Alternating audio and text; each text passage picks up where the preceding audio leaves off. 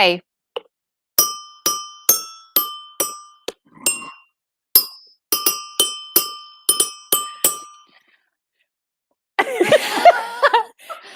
So, welcome to the Anna and Sheila Cup of Joe with Anna and Sheila. I'm Anna. I'm Sheila. Like, follow, and share on what? Cup of Joe. It's on Facebook. We're actually on Twitter as well. For some reason, we have a Twitter page now. I think we have like 4 followers. We have 15 followers.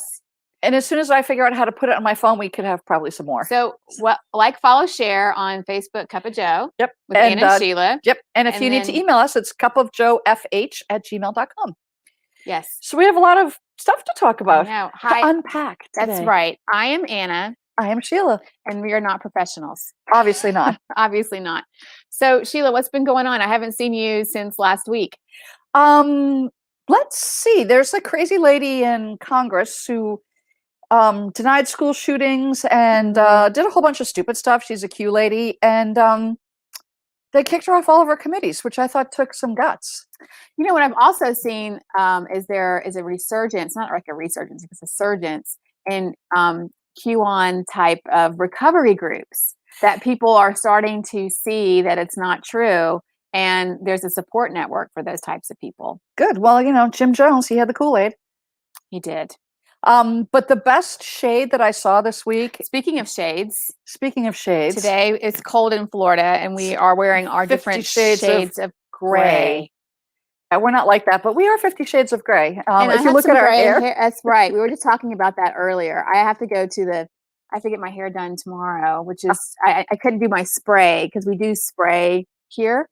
Or as she likes to call it, paint by numbers hair. It's paint by numbers. It's like, what number are we doing today? Well, in full transparency, I mean, we have to let people know this happens, right? Yes. And that we're just subjected to the patriarchy because guys don't do that normally. Giuliani did, and it ran down his That's face. Right. Giuliani did it, and it didn't do a very good job. He feels our pain. He does. Right? But Nancy Pelosi threw some massive amounts of shade yesterday. She does use shade on her hair. I can tell that she does. Yes. We all have to do that. She sent out a press release blasting Kevin McCarthy. And instead of the little R with the dash in his state, she put a Q with the dash in the state. She's so cute. Cute. I love that. Right. And then Canada recognized the Proud Boys as a terrorist group. Finally, I don't think we've ever done that here in the United States. Really? Well, there's suspicious rumor going around about Canada, but hopefully we have not confirmed this, but are they bi-curious? Maybe they're bi-curious, but that's okay. Could be. Right. So we have we're so honored to have this guest on today. The guests that want to come on our show, are awesome. I am so amazed and so thankful for the quality guests that we get on the show. And he, some of you might know, is one of the folks on the Lincoln Project. And we're going to just pop him in, Fred Wellman.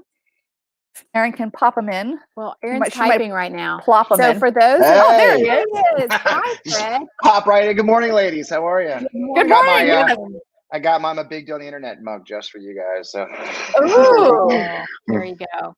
Mm-hmm. So, Fred, for some of us who've been living under a rock, could you please explain what the Lincoln Project is, number one, and then we can get into how you got involved and how, some of the achievements and things we should be thankful for the Lincoln Project in terms of bringing people along. Somebody told me you have a COVID field hospital. No, I did that. So what a year. Yeah. So I guess we'll start with, I'll get to that. So the Lincoln Project course is, we're former Republicans who have banded together to end Trump and Trumpism in the ballot box. We're a pro-democracy organization, or organized as a super PAC. Our founders, we were founded about a year and a month ago in Boston, a group of Republican operatives, right? So We're not policy people. We don't do policy. Don't ask me policy questions. I don't know nothing. We are our mission is very simple. We're an anti-authoritarian organization, and our mission is to stomp out, the remnants of Trumpism and, now sedition, insurrection, would name it. And then with a focus on, allowing more people to vote and countering disinformation. So we've got a pretty expansive mission, founded by some famous people, Steve Schmidt, Rick Wilson, a guy named Reed Galen, Jennifer Horn from New Hampshire, a number of others. Really interesting bunch of group. I got involved back to the field house. So, 2021 or 2020, like everybody for me was, freaking nuts. Right. And, there's like got divorced. That was great. Then there was a pandemic. I had a business for 10 years called Scout Comps, which focuses on veterans and military family causes. We came to the pandemic. A lot of businesses were struggling quite a bit. Kind of got quiet there. I got a friend of mine was running a field hospital in New York, COVID field hospital up in New York City during the height of the pandemic in April. Called me up, said, "Hey, do you know any guys who can do like admin? We're all healthcare providers. There's all special operations veterans and others." And I said, "Well, I do admin." And next thing you know, I spent 6 weeks in New York running a hospital. Have I ever run a hospital? No, I've never run a hospital. But hey, I ran a freaking hospital. You probably did a better job than the people who actually run hospitals. I'm a nurse. I worked with them. Yeah, there you go. Yeah, I had really good. We work with the New York Presbyterian Hospital. It's called Ryan F. Larkin Hospital, Field Hospital. It's just a wonderful experience. 150 special operations and civilians, veterans, healthcare providers taking care of people with COVID as they're kind of easing out. So anyway, while I was up there, I made some news being up there. And Steve Schmidt, I met Steve Schmidt back when I was in Iraq, working for General Petraeus as a spokesman back in 2005. He was working for Vice President Cheney at the time, came over on a fact-finding trip. We had a very direct conversation. I'm known for, telling it like it is. So I didn't know who this guy was. So I told him the truth, and nobody else had, I guess, at that point. So we really hit it off. When I got out of the Army, we actually did some business together with my old company. And he was at Edelman, a big PR firm. And Steve called me one night in New York just to check on me out of nowhere. And we had a great conversation. I told him about what I was doing and the struggles that Scout Comms was having at that point, and the decision I had to face when I returned back to Virginia about the future of the company. And so when I did eventually shut down Scout Comms, from most of our clients were nonprofits, so it was really tough go at the end there. So all my employees got jobs, but as I was looking for a job, I reached out to my mentors. Steve was one of the first ones I texted, say, "Hey, I had to shut down Scout Comms. I'd love your opinion on your guidance and what I should do next." And being Steve Schmidt, he calls me up Saturday night, 10 o'clock at night, like, "Fred, Steve Schmidt, you're gonna work for us." I'm like, "Okay, doing what?" You're like, "I need help with veterans." Like, "Okay." Well, that literally is how you get hired by Steve Schmidt. Like, okay. And seriously, 2 weeks later, I shut down my company and I started the Lincoln Project on August 1st. Was my first day. And I could go on all day. But my mission was to sort of focus on organizing veterans, the military community. We really did realize that, contrary to popular belief, Donald Trump wasn't a great commander in chief.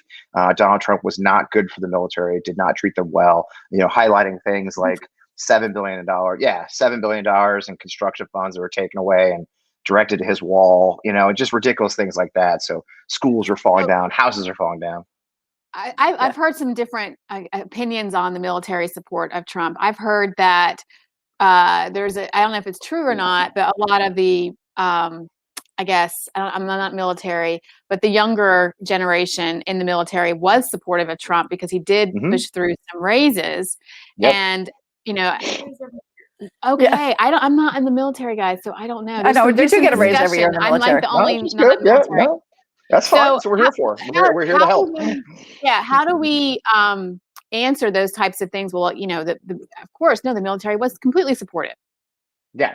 Well, look, the military is a traditionally conservative organization. It's been solidly Republican. It's been solidly red for as long as anybody can remember. I was Republican until 2016 when Donald Trump was elected. So, that's it. So honestly, a Republican incumbent president, it should be in like a layup. I mean, it should be just an easy layup to walk up, do an air spin, and slam dunk the basketball and get 90% of the military vote. What happened instead was that we really did see a huge gap.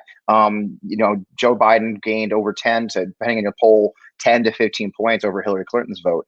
in 2016. Trump lost about 10 to 15 points. So you really did see a situation where an incumbent Republican president really wasn't as popular as he obviously should be. Yeah, there's always going to be, we're a very conservative bunch. Somebody says they want to support the military and give them a bunch of money. They're there for that. But what we kept pointing out in my work were several, key factors. Again, that one, military families know they're not being treated right. They know they're living in housing that's moldy. You had that problem in Tampa at the base there. Housing is falling down. It's not being taken care of by the construction companies. We know that when he took $7 billion of construction funds to divert to the wall, that meant daycare centers weren't built. The new middle school, Fort Campbell, which is literally falling down, was postponed construction. A daycare center that had been in the works for 11 years in Germany was canceled. The year was supposed to finally be built. So military families know, they live with their lived experience, that the truth of this commander-in-chief at the time was not up to what they thought. So we did see it then. And we did some really bold things. We ran ads on Military Times and Stars and Stripes websites. People thought we were crazy to even go after that audience. We went very hard at, for example, an issue that I was able to highlight on my Twitter feed and then in the news. I've been fortunate that my Twitter feed's been able to generate some news stories, is the Postal Service issue. An insider tipped me off in August that veterans medicine was being delayed, prescriptions are being delayed because of the Postal Service delays. And so the issue with the Postal Service has been kind of bubbling, right? But it's hard to explain machines being dismantled or overtime being cut. But the minute we put the face of a 70-year-old, 80-year-old World War II veteran who wasn't getting his medicine on time, the story blew up. And what happened was I tweeted out a thread on the Insider. A reporter picked it up.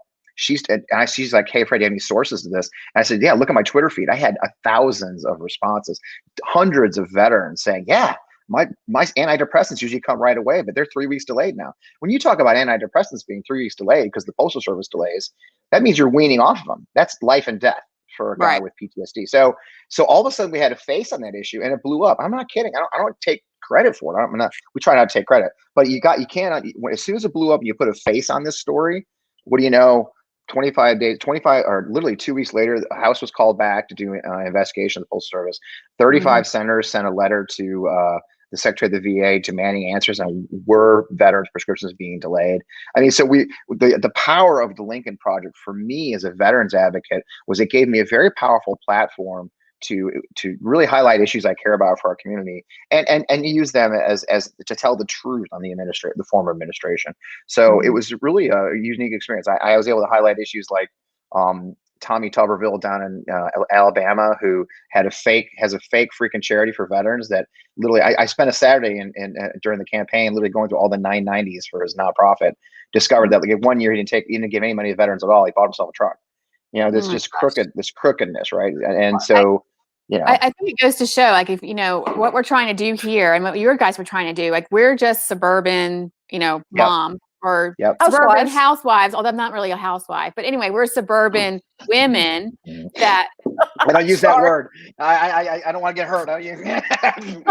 Well, anyway, we are suburban. I would say project managers. How about that? There you go. Project managers galore, and we manage everything, right? And I think we were trying to push, and a lot of the moms, a lot of the females were noticing this. Right. Yeah, and we have tried, and I think we made some really good inroads locally by letting other people know that, hey, we don't agree with this. And what can we do to change this? Which is similar to the story that you're trying to tell us, and that we do have power if we voice our opinions, if we get a group together, if we have the courage to say, this doesn't make sense. It's so much easier just to kind of block it all out and say, well, I'm Republican. I'm just going to stand right here. Right.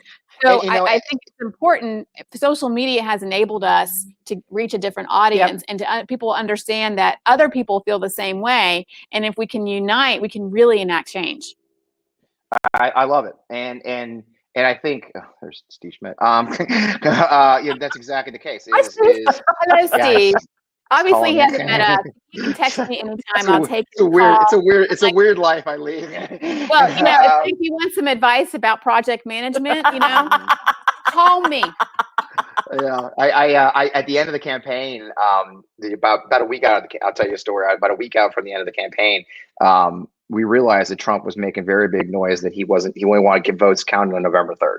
That he always had a plan, and he's still doing it. If you look at it, on November 3rd, those were the only votes that counted, right?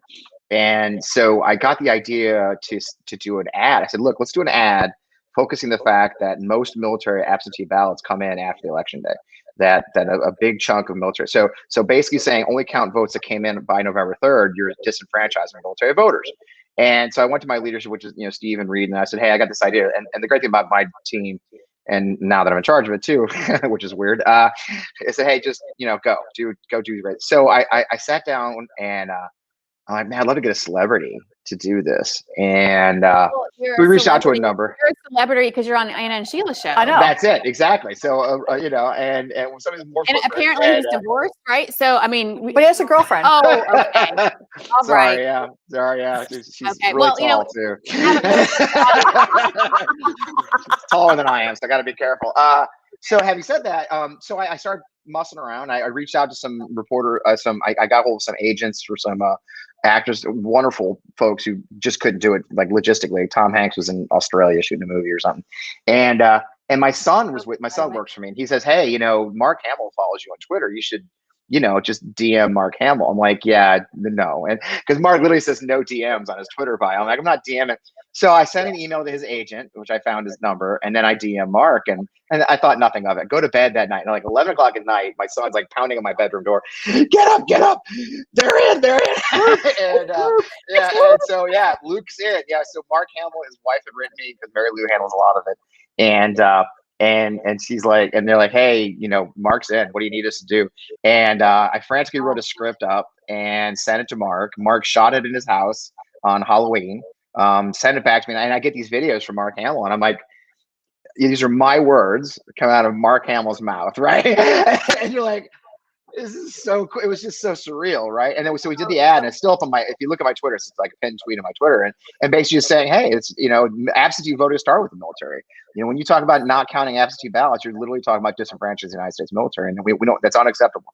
So it's really. Fred, I think that we reached another part of our audience. I mean, just the anticipation of someone's words coming out of Mark Hamill's mouth. I mean, all the gamers in sci-fiers. This is how you can do this. You get involved with, That's it. You'd be amazed. Right. Maybe that can happen to you too. Well, it's funny. I'll tell my girlfriend these things. I like tell Heather, like, hey. So yeah, he called. The funny part, the surreal part was, so I sent him the script, and we went to lunch. Actually, went horseback riding that day. It was the weirdest thing. Something we did. We were in Utah, and so we come back from riding, and my phone rings from Malibu, California. I'm like, and Mary Lou answers. She goes, "Hey, Fred, Mark had some questions for you." And Mark Hamill gets on the phone, and I'm not gonna lie, I was like peeing myself. I was like, I'm like, freaking Hamill. I'm like, hey, Mark, what's up? What do you trying to be cool, And I'm literally like jumping up and down in the store. We were checking out of the store, and the checkout girl looks at my son like, what's going on? He's talking to Mark Hamill. She's like, oh, okay, I get it. And just the whole family was incredibly nice. And I tell my girlfriend this. I tell her, I say, yeah, I just talked to Mark Hamill. She's like, your life is so freaking. Yeah, she's like, your life is so freaking weird. I'm like, I know, right? It is weird. I mean, for me, a year ago, or even 6 months ago, I was unemployed. I had shut down my company. I was struggling to figure out what my next actions were. I'd been fortunate to help all my employees get jobs. I'm really proud of. But I was a little bit of a lost, a 54-year-old guy. Single, trying to figure out what my next steps were. And 6 months later, I've been blessed to have, given the opportunity to lead the Lincoln Project as executive director. And so, it's, in the midst of all this craziness in the last year, I have to be honest that I've been very fortunate to land fairly well. Well, one of the things we're hoping and praying and sending to the witches around here is that you do something in Florida with the governor's race, maybe? Yeah. Well, I think I'll be very honest. We, obviously we are very interested in these things. Statewide races will look different, but the one thing we are looking very carefully at immediately in the near term for your state is your Republican legislature is trying to pass some more restrictive voting rights laws, a whole slate. We're talking right out of the Jim Crow era, and we're calling that the new Jim Crow when they do these things. Georgia just introduced 9 very restrictive regulations. Florida looks like Florida's going to go even further. They're really bringing back. We were joking here, Dan, a call that it's almost back to the days you had to guess. I don't know if you guys know the history of Jim Crow, but like they would actually have they had to guess the number of jelly beans in a jar one time. If they got it wrong, they couldn't vote. I mean, and that's just classic Jim Crow. The whole system in Georgia, the runoff election, was a response to them losing a lawsuit in 1964, restricting black votes. So they came with the idea of a runoff where you had to get 51%. Every candidate had to get 51% of the vote to win. Thinking at the time there's no way a black candidate would ever get that much vote, and frankly, they didn't until Reverend Warnock. So we're very passionate about fighting that. So you will see us in Florida probably first and foremost fighting these extremely undemocratic and un-American voting restriction laws. Well, we are very passionate. Everybody should vote. A lot of interest, Fred. So please let us know. We'll be happy to try to gather our support. Well, you know, Rick Wilson's a Floridian. So we're down there in Florida already. That's where Rick Wilson lives. Hey, anytime you want to come live on our show, we'd be happy to. All right, I'll take you up on that. Richmond? You're up in Richmond? I am. I'm in Virginia. Yep. One of my really good friends is Eileen Fillicorn. Oh, I'll be darned. Yeah. Love it. Yep. Small the world. first female and the first Jewish Speaker of the House of Delegates in the state of Virginia. That's amazing. Yeah, I love it here. We were up north. I was in the Pentagon, and been down here for about a year and a half. Just absolutely adore this. I love it. So we'd love to have you down here. We have the Biden campaign. Yep, we had the Biden boys on for a while. That was one of our highest. Love it. Yeah. Wow. Wow. Yep. We had Alexander Vindman's wife on as well. Good friends of mine, Rachel and Al. I did it. We did an Al with them too. That was surreal. And Sully Sullivan. So Alex and Rachel and I became friends right as Alex decided to get out of the military. Rachel and I have been friends for quite a while, and I just adore them. Right, they're amazing. Great Americans. Yeah. Please use our. I mean, we welcome. Yes. I mean, I would love to have Mark Hamill. I mean, just. I can set up some very interesting sets for him. Okay. All right. I'll see what I can do. Lightsabers. Maybe we can have a red lightsaber that goes to a blue that says. No, we're just going to get the sabers, the lightsaber chopsticks, and eat our little Chinese food for breakfast. I'll definitely pass that on next time I chat with him. Oh man! I mean, the age group that we're targeting. I mean, has a very different view or maybe memories of what Mark Hamill was as a teenager. I mean, he'd get a big, huge fan following. I know. I understand completely. He does it already. Well, we're going to put up a link for the Lincoln Project. Thank you. And hopefully our lovely audience will send you guys some donations. I have to send another one to you this week. I really appreciate it. Yeah, I love what you guys do. I'm a huge fan, been a fan forever. And so from one grassroots organization to another. Yes. Thank you so much, Fred. Thank you, Fred. Thanks, guys. I enjoyed hanging out with you. Cheers. Keep up the good work. Thank you. You too. Woo, that's exciting. That's exciting. It's too bad we didn't have Fred on earlier. I mean, we could hook him up with some Floridian ladies. I know. Fred, we can see Fred. You guys can't see him. See Fred, but Fred, if you want to hop out, you're more than welcome to. Tell Steve we said hi. Yeah, tell Steve to call us. We can manage some things for him. Call us. Yeah. Anyway, so we have another special guest, and she's here in person. Put your mask back on. I have it on. I mean, take your mask off. We're in a little pod. We have our own pod here of our social pod. And you already got you're halfway vaccinated. I got my first vaccine Saturday. Yeah, I've already had COVID. Yeah, we should. So she's already had COVID, so it's whatever. only the younger ones. So scoot over, Miss Anna, and we're going to bring in our booking agent. Here she is. Hi, it's Miss Melinda, our booking agent and our charitable manager. Yes. Charitable organization manager. So tell us who you are. I am Melinda Young, and I am today the booking agent for Cup of Joe with Anna and Sheila, first of all. That's right. And second of all, I am a volunteer for Rescue Cats of Florida. And I am bringing on the show 2 of my foster kitties. This is Marlon Brando, and I'm going to take them out so you can see them and pass them around. Pass them around. Have a cat. Have a kitten. Kittens for everyone. It was Marilyn. Brando, we thought was Marilyn Monroe. Whoops. Come on. I guess we'll take out Frank. We'll take out Frank. Okay. This is Frank Sinatra. Here we go. Frank for you. Oh, hi, Frank. Oh, this is perfect. Sorry. And this is Marlon Brando, formerly Marilyn Monroe. Well, Hi, Frank.